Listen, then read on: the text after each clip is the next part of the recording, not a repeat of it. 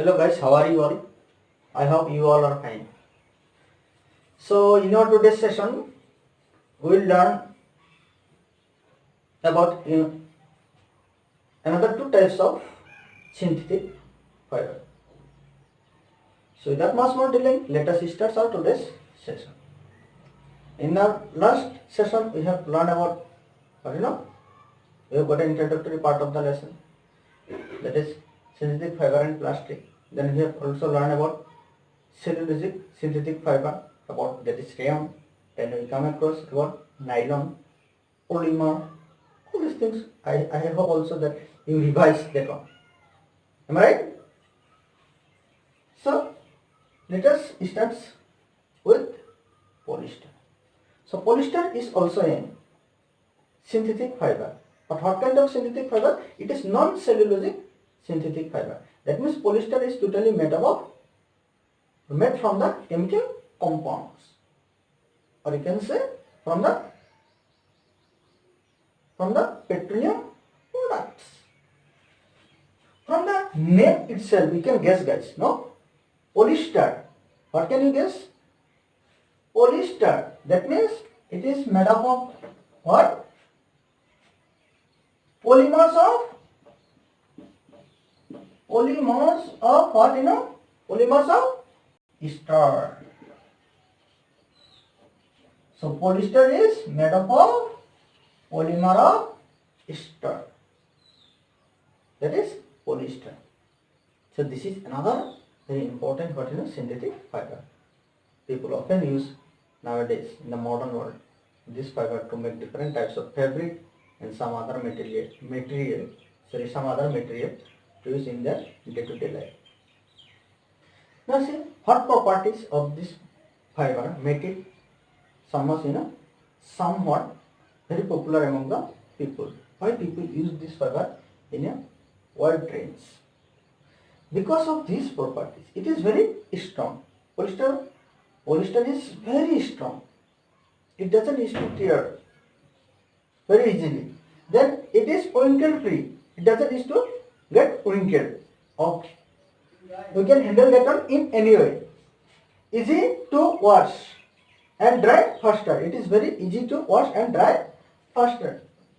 So these are the properties that make it very valuable for using this fiber for various kinds of activities, to make different kind of fabrics, to make different type of articles and all that. Here's some example of polyester are PET. This one is very important. PET.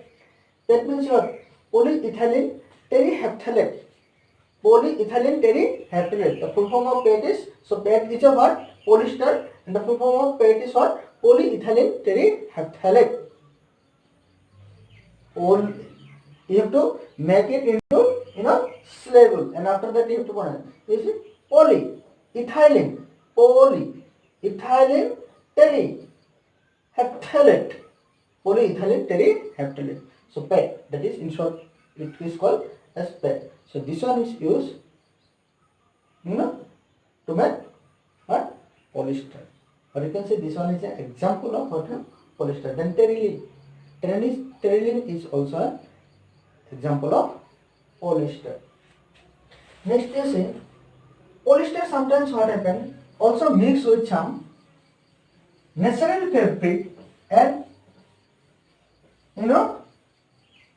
it is sometimes is used to mix with some natural fabric, and what happen, it is mixed with natural fibers are mixed with polyester, and some fabrics are made. Natural fiber, as for example, if we take cotton. Cotton is a what type of fiber? Natural fiber. So when it mixed with what, mixed with polyester, then what happened? Or you can say polyester, when cotton mixed with polyester, or polyester mixed with cotton, then what we get? Polycot.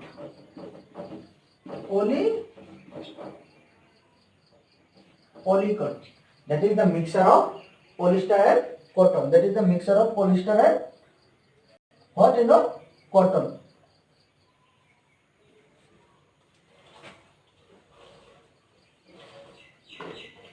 Mixture of polyester and first of all it will come polyester. Polyester and what? Cotton. Sorry, cotton. Polyester and cotton. Then it give what? What we get? That is called what we get? Polycoat.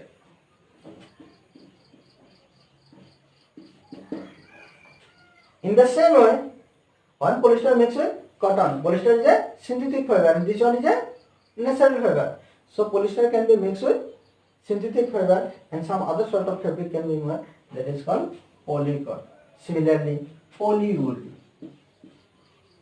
Polywool. So polycoat, polywool.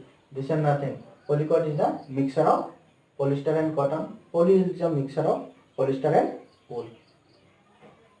So in this way what happened? Extensively polyester fiber is used by the people for the different uses. Right? Next,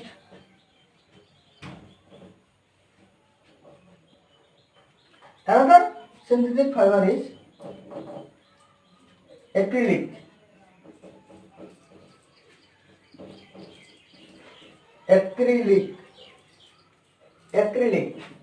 Acrylic is also a synthetic fiber and it is made from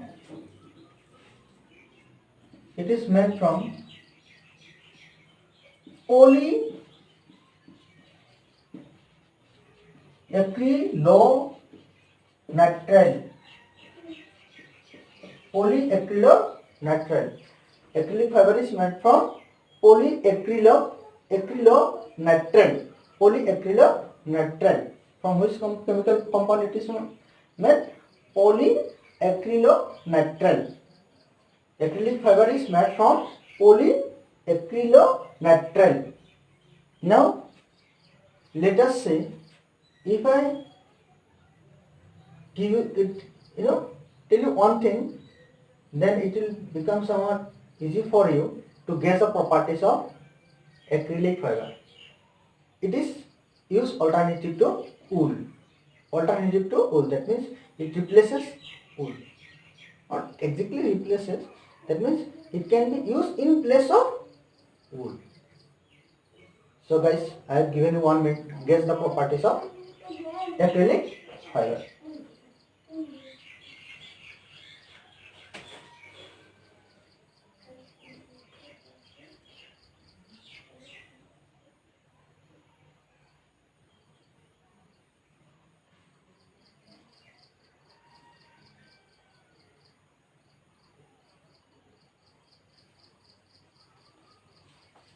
So guys, can you guys guess the properties? The properties of the acrylic fiber is, as we can use this one in place of what? Wool. So it is what? Soft. It is what? Soft.